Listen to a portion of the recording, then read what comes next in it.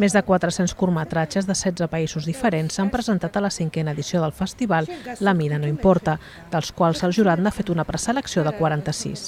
No n'hi ha una tipologia concreta dels curtmetratges, poden participar des de ficció, documentals, animació. Vigilem una mica que no siguin curtmetratges sexistes ni que promoguin la islamofòbia ni l'homofòbia.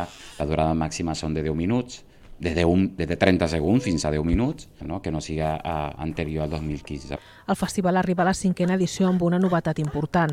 A partir d'ara serà un certamen independent i ja no acompanyarà el Festival Ravals. A l'edició 2015 vam veure que era molt complicat perquè era un festival dins d'un altre festival, necessitava molta més gestió i ja començava a tenir la necessitat d'una presència per si sola, per si mateix, el festival, bàsicament perquè ha crescut molt. I vam decidir separar-lo i ara a partir d'aquest any es farà al gener. Els curtmetratges es podran veure fins dissabte 28, quan s'entregaran els premis del certamen, 1.000 euros per al primer i 500 per al segon.